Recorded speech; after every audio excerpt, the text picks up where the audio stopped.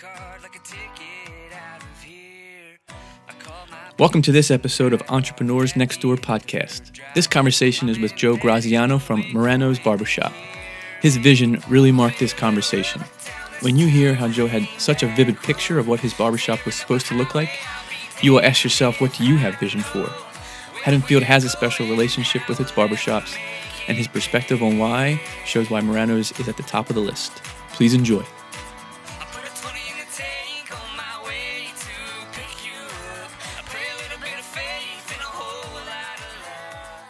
Hey, Joe, thanks for coming in, man.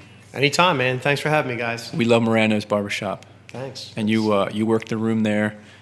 You're such a presence there. And one of the things I wanted to just jump out of the gate with is being an entrepreneur yourself. Where did that drive, that spirit, that courage, where did that come from in your life? I always visualized, man. I always wanted my own barbershop, Same thing with everything. Just, I guess, manifesting, my house. I always wanted kids, beautiful wife, beautiful house, beautiful dog. And one of the things was a barbershop. That was always on my list. And just, I didn't know how it was going to happen, but it was, it was a sad, tragic story that happened and how I got my push to get the barbershop. But, I'm just thankful you guys had me on. I've been in this town for I don't know, it might have been 1998. I was driving down Kings Highway and I saw two barbershops. And I said, I'm going to take the one with the big barber pole. I'm always, a little kid, look at that big barber pole. And I went in there and come to find out it was actually the slower shop. And I got the job and I'm there and I'm looking across the street, two barbershops directly across the street from each other. It's like, what is the point of that? Oxymoron, whatever you want to call it. And I'm working there basically by myself, talking to myself, and I'm looking across the street, and this guy is just killing it. He's got 6 chairs packed all day, and I'm like, dude, did I pick the wrong place or what? The place I went into was very historical. It was part of the town, but I wanted to make some money, you know what I mean? But it was a good opportunity for me to start. I didn't know if the guy across the street was going to hire me or not. So I go across the street to Villa Roses at the time, the pizza place on the corner, and I meet the guy, Frank, who owns Frank's Men's Hair Salon across the street. He, right when I meet him, he punches me right in my chest. I'm like, dude, what is this guy doing? Who is this guy? And he's just woke me up. Yo, what's up? I wish I could have hired you. And I'm like, my jaw dropped. I'm like, what, are you kidding me, dude? I went in the wrong place. I could have been over here making money, and this guy, would offer me a job. So I'm like, well, can I still get in? He's like, dude, I can't right now. I hired the guy the place where you're working at. And I'm like, oh my God, this guy's picking off people like Rambo. So the family from Caravelli's, where I was working, it was called Caravelli's, which is still open, and it's a great barbershop. I'll get to that in a minute. But the family offered me to run the place. And I was 19 years old, and I got a girlfriend, and I'm like, listen, man, I can't take this responsibility on right now. I'm just too young. I'm getting my life together. For the name, I wouldn't want to do it. But on Saturdays, I worked with this guy who was, he was an insurance salesman. His name was Mike Fury, and he was working with me at the time. And just on Saturdays, because he was out selling insurance. A great guy, class act, and teaching me stuff, helping me stuff. I worked with him for a very short period of time. But the family came to me, Caravelli's, and they asked me to take it over. They lived directly behind the barbershop. Great family. But I wasn't ready at the time. So Frank couldn't hire me, so I went to Moorestown to work. Beautiful town as well. The family actually closed the barbershop. Caravelli's actually shut down, and it was almost 100 years they were open for business. It was coming up, and they were closed. And I was like, this sucks. Was this because of me? This historical place closed? So luckily, the guy I worked with on Saturdays, the insurance salesman, Mike Fury, quit his job and took over Caravelli's barbershop, and he still runs it today, which is a beautiful story in itself. I don't know if you want to talk to him and his family, but that was really cool for the town. So I went to Moorestown and worked, and I kept in contact with Frank, and Frank calls me and says, hey, man, I got a spot. The guy that I hired from there, who was an older gentleman, is leaving. I want you to come work for me. And I'm like, Frank, I don't think I can come. He's like, what are you talking about? What this barbershop can do. And I'm like, I just got married. I got bills. I'm nervous. I'm scared. He's like, yo, you got to come over here, man. Just come over and try it. He kind of helped me. I was a young kid, nervous, bills. come over and try it for a day, or two, tell your boss, blah, blah, blah, vacation. And I did. I took his word. I pushed myself, and I did it. And that first day I was there, I'm like, man, this is where I got to be. This place was like, in Morristown, I was slow, sitting around, but I was scared. The guy just gave me a gift for my wedding. Nice guy. I didn't want to leave him, but after working one day at Frank's, I knew it. I told my wife, I said, listen, man, I gotta get out of there, Morristown, and get where my heart was always. When I first met him, Tommy popped me in the chest. So, yeah, I felt bad. I told my boss, I was going to go do plumbing or something. I didn't have the heart to tell him my dad was a plumber. So anyway, I worked for Frank. I was probably the youngest guy there in the shop with all old, I was one of the very, very few, barbering is an art. It's an old, it's coming back now. But when I did this, in the early 2000s, there was no young guys doing it. People looked at me like I was whack, just similar to how you guys doing podcasts probably right now. Yep. No one was cutting hair. It was like you were ahead of the curve because barbershops are hip, and they've been for just a couple years. But you were ahead of your time. I can't take credit for that. Yeah. I was more the old school 50s. I just passionate about that whole, our country and barbershops and just the whole that. And I was just very artistic. I cut my own hair my mom was a hairdresser. And, my grandfather was a barber, so there's always tools around. And I could never get a good fade. Everyone was always high-riding me, like this and that. And I'd see these pictures, and I just started picking up clippers, cut my own hair. So I grew up in Washington Township. I hung out with a lot of bad kids. I was a lot of drugs. A lot of my friends dropped out in 9th grade. Like, it was just a mess. Everyone was like, all my sister's friends were dying of heroin. It was bad. And I was graduating high school, and I had no idea. I was by the skin of my teeth. I was graduating, and I had no idea where I was going in my life. And my sister's like, why don't you become a barber? And I'm like, really? She's like, yeah, Pop's a barber. Mom does hair. She cuts your hair. You're always cutting your own hair. You've been doing it for years. I'm like, and this is like 2 weeks I'm ready to graduate. And I'm like, it's not a bad idea. She's like, yeah, well, what are you going to do? You're a loser. Like, your friends, you don't do anything. I'm like, all right, well, that's a good idea. So I look into going to school, and they're all full. The schools are full. I'm like, oh, man, I'm not going to college. I had nothing going on, except I had a good girl. That was the only thing I had going for me. Well, luckily, one of the students dropped out, and they had one opening left. And I said, boom, I jumped right in, and it only takes a year. I have a cosmetology license, which has changed now. It's a whole different story. But now it's actually getting back to just barbering, which is great.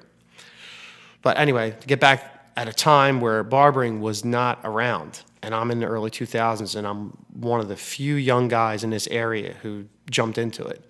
So for about 3 years at Frank's, I'm wearing like old guy clothes. I'm dressing like the old guys. My wife's probably like, what the hell is he doing? I'm coming home with these old, I don't even know what I was wearing at the time. I look at pictures and I'm like, holy cow, dude, was I really wearing that? And then George, guy comes in off the military, he's in the Marines, comes in and wants a job as a barber. And I was like, wow, this is great. A guy around my age, wanting to work here. I was like, what's up, man? Yeah, you want to work with us? And it was so funny because after he left, Frank was like, you think I'll work here? And I was like, dude, give me his number. I'll call him. I'm not even the boss. And I called him. I'm like, yo, you need to come in here. It's a killer job, but we need to make it hip. There's nothing going on here. I'm wearing button downs from the 70s. I got these old khakis on. And he was dressed pretty hip. So, he came in, and I guess it was 3.5 years later after I was there. And a couple of the old guys were starting to, fizzle out. And it was great. Me and George hit it off. We worked right next to each other. We worked next to each other for the next, 13, 14 years, at least from the point I started. And we just built up a great friendship. I went on to have 5 kids. Frank was a godfather to one of my kids. George became the godfather of one of my kids. I just really, really, I didn't have many friends at that point. All my friends from high school had either went on to drugs or alcohol or whatever it was, and I decided family was the most important thing to me and the people I work with. And that's where I got a really good relationship because I was either at home or at work. So it was either Frank or George or my brothers or my family at work, and I clinged to them. And I guess it was, I don't even know, I guess it was about 7 years ago. It's coming up, another anniversary. It was a Friday. A very tragic story in Haddonfield. I worked, we were all working, and Frank went home at 4 o'clock. And I don't know if I should say it on the podcast, but something tragic happened, and Frank passed away. And it was sad. It was really, really hit home. People in Haddonfield, I got a phone call at 4 a.m. I worked on that day, Friday, and it was George. Said, Frank passed away. And I was like, what? You got to be out of here. Like, this is crazy. And I woke my wife up, kind of took the reins. She made me a nice sign. I went and put it on the door, due to, I don't even know what we wrote. But, it was crazy. Guys on a Saturday, grown men crying in the street, like one of the Beatles died. And it was a shocker. We didn't work. And at the time, Rich had came in. He was working there for a couple of years. So another young guy who became, like family. So me, George, and Rich just like took the day, went to the city, started hitting bars. It was just like, wow, this is a shocker.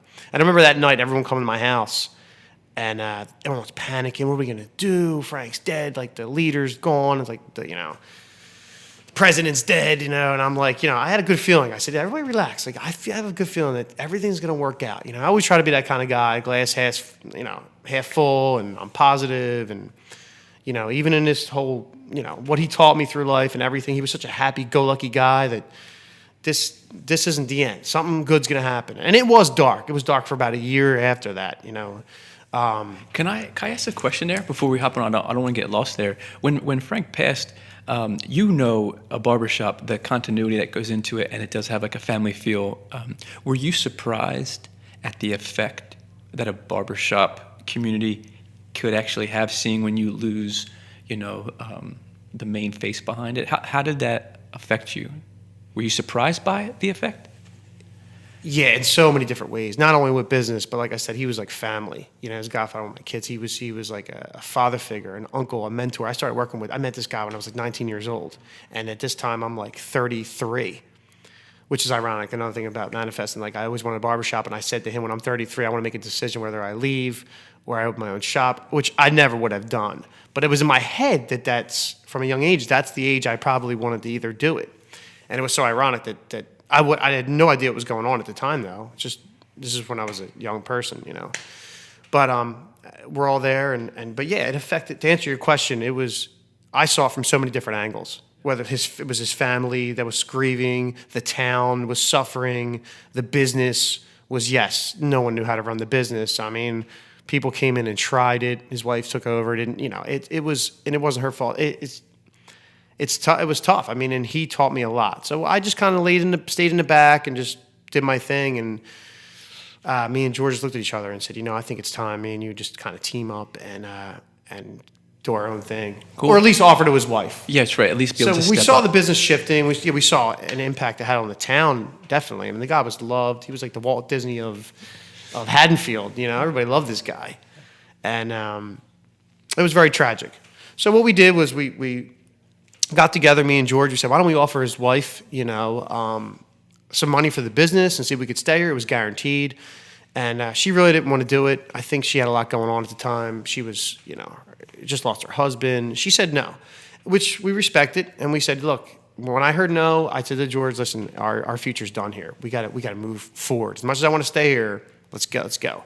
And he was all about it. He was actually ready to go just from the horrible thing that had happened. Just didn't even want to be there anyway. So he was like, absolutely, let's do it. And we got a couple leads. We found a beautiful piece of property. There's a whole more of the story to it. I mean, obviously, I don't want to get too deep, but and bore people. But we had a building, and I was all excited. I asked everyone there working at Frank's, "Do you want to come with us?" Me and George go open our own shop. We pulled them in the back one by one, and one of the people that I don't want to say guy, somebody went back to Frank's wife and said, "Hey, these guys are opening their own shop." His wife finds out. I get fired.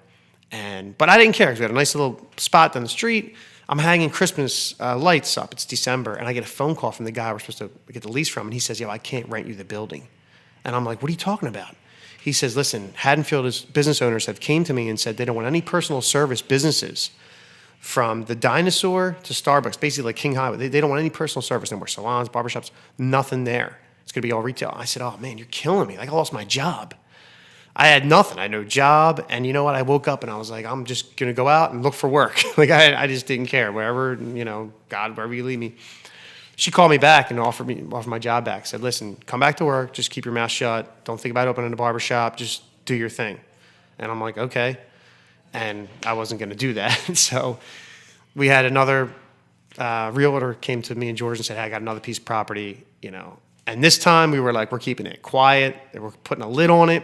Went down the street, but next to Starbucks where we are now. Put paper on the window, did everything, built it, from ground up. It was a shoe store. You can see our story on the internet, yeah, our website. On the website. But we built it up. We didn't tell anybody. Until about 2 weeks, for about to open, we called a few people in, I think it was Kim and Rich, and Stacy. We brought them in, and we showed them. They were like, their jaw dropped. They're like, wow, this place is gorgeous. And we're like, yeah, we're opening in like 2 weeks. They're like, what? And I'm like, listen, you don't have to leave, but like we're gonna open it up. You guys feel free to do whatever you want. We're hoping you come, but we understand. We're just ready to do our own thing. And we did. We opened it, and a lot of it was the knowledge from Frank. And what we did was we took everything that I learned from him, me and George, and we just put it on a whole nother level. We made it more modern. We made it more hip.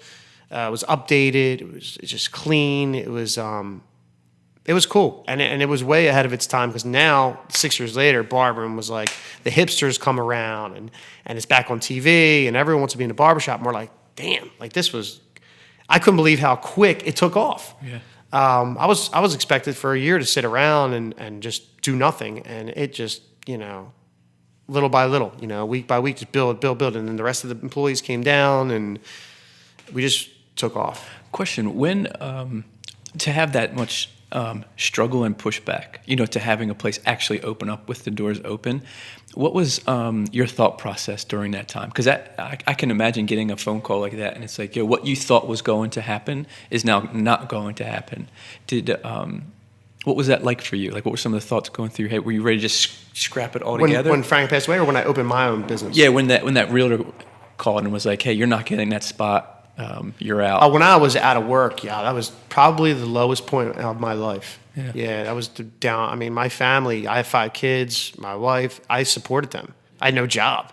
That was the most, I was down in life, yes. But I never ever got down. I got in my car, I got dressed, I put a tie on, I went out looking for work, and there was nothing. And I remember having this feeling. I called George, I said, yeah, listen, I don't have a job.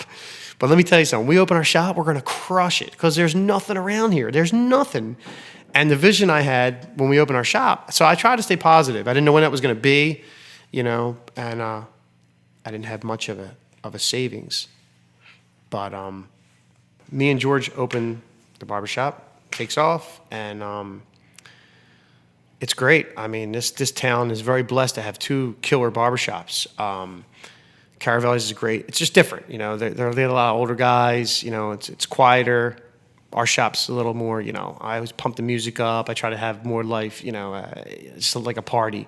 So if you want a quieter spot, you can get on to Caravelli's and get it, quieter, more old-fashioned haircut. Mine's kind of mixed. We'll welcome everybody. It's just I like a party atmosphere, and I want to feel alive and just full of life. And it's a long day. 10 hours you're there and cutting hair, you're on your feet, but you gotta, we got Starbucks right next door or whatever you need to do to get motivated. I'm a big music guy, so I'm always pumping music in and playing good music. Can you share your opinion on something? Being from somebody who doesn't live in Haddonfield, having a business here for a few years, to have barbershops, like A-rated barbershops, plural, more than one in a town, is pretty unique and pretty special. Can you talk a little bit about your view on that? I think that this town, like I said, is very blessed to have 2 barbershops you can actually walk to if you want to come downtown. A lot of towns don't have that. I mean, that's I would tell Frank back in the day, like, if it wasn't for your shop, I don't think I'd be a barber. I mean, I went to every town. Like I said, when I lost my job, I went to different. There was nothing that really stood out as far as making money as a barber. I mean, you'd have to go to the city, which is a whole different. You got a Pennsylvania license. It's very difficult in New Jersey to do anything in barbering, because like I said, you still till I guess last year, you have to get a cosmetology license. You have to go to school to do women's hair. You got to do perms. You got to do, I had to do finger waves, all this stuff that was unnecessary. I mean, barbering was about a week of school for me. And it was like, wow. And I just brought it up the other day in the shop. I'm like, I have a cosmetology license. I'm licensed to cut women's hair. Not that any woman would probably want me to cut their hair. But I can. I'm licensed to do it legally. But I'm glad that the Jersey is trying to do something about that. Maybe that's got to do with it, that there's not many barbershops. I know in the city it's a lot different. But here in Jersey, yes, this town is, people don't realize what they have here, to have 2 great barbershops. Agreed. But I'm happy to be one of them. That's right. So, hey, question. Would you say that entrepreneur, business owner, would you call that a calling that's on your life? I guess I'd say it's a blessing. I had one guy gave us the best thing. We opened Frank's, and it was such a tragic thing. And he said to me, man, he said, you guys took lemons, and you didn't make lemonade. You guys made limoncello. And I said, wow, that's Right cool. on. That's really, that was cool to hear, out of everything. Because we did. I mean, we took a bad situation and flipped it upside down. Awesome. One of the our ending point, we always ask about what does success mean to you, and we know too, at different points in life, it can mean different things. And but I'd love to hear your heart, the spot that you're in right now, this season in life. Like, what does success mean to you? What is success? It probably means a different thing to a lot of people, but I think success is to be happy. That's why I would hit success. I mean, you could have money, power, everything. If you're not happy, what's the point? So I'm happy. I'm happy in life, and that is success. I was thinking a story. I was at a funeral, and I've been at a lot of funerals, which I'm not proud of. But I remember the minister. It wasn't a Catholic. It was just he came up and he said somebody interviewed Elvis in the beginning of his career, and he said, "What's happiness to you?" He said, "What do you want?" And he said, "I want to be rich, happy, and I want to be famous." And the same guy interviewed Elvis, I guess, years later after he had everything. And he said, "Well, Elvis, I interviewed when you were young, and this is what you told me. What do you think?" And he said, "Well, I'm rich, I'm successful, but I'm not happy, And that's like, whew, I mean, you got everything in the world, man. If you're not happy, what's the point? I mean, you want to be full of life, happy. I don't care if you're poor, rich, black, white, wherever you come from, every walks of life. You want to wake up and say, "Hey, man, I'm happy. Life is beautiful, and I'm full of life. And there are people I want to be around. Right. I want to be around people who are not only successful, but just people who are successful. They're very, very happy, and not a Debbie Downer, not the glass is half empty." And that, I think that brings success. You want to, even from when we hire a person, to, who I hang out with and spend my time with, I want to be around people who build me up and make me feel good. And I think that is success. Right on. On its own. Hey, last thing, only because you mentioned it earlier. You're a visionary. Like you could see things, happen in your life. Yes. What's next? Is there a next for you, Joe? Like, is there something you've seen, and you're like, what? All those things they've happened. This one I see it. Man. What do you got? It's funny you said that, because I'm like at a crazy point. People think I'm crazy, but I just realized now that I've looked back that I've done that, and I didn't know that this was a thing. I didn't know this was a tool that you could use, that you could actually visualize and stuff comes true. And they talk about it, and I've heard successful people say that it's easy to manifest $1 as it is $1 million. It's just you didn't think $1 million was possible, so you sold yourself short. So now I'm like, wow, well, if I manifested, the house, the cars, the wife, the kids, the dog, the pool, the basement, the man cave I wanted, why can't I shoot for the stars? So, I had an acting career. I wanted to start, I guess, I had 2 kids and I started it. And I had a 3rd kid and a 4th kid. And I said, you know what, it's just over. But when I put together an idea I wanted to make about a movie, and I had I guess he was, Bill Wine is a movie critic. And yeah. he looked at my stuff and he said, this guy's right for the role. He told me at the time that I could really do this if I pursued it. But I didn't. I had kids and I gave up on it. So now I'm going to get back into it. My son just happened to give me the push. He's going to school for film, and I want to get back into acting. So he started off doing film. He's been shooting stuff since he was like 11 years old. great. He actually made the Morano's icon. You know, he did our website at like, I don't even know, 11 years old. So he's always been gifted and talented. So now he's in college. I got a kid in college. I started really young. You know, I met my wife. I was 19. Same year I met Frank. So I had the jump start. You know, so now I'm kind of, my kids are a little older. My youngest is 9. I'm ready to like live. I'm ready to like, I kind of am in a sweet spot. So him telling me, hey, I want to do film, and I'm like, I like acting. He was doing a lot of stuff with his friends.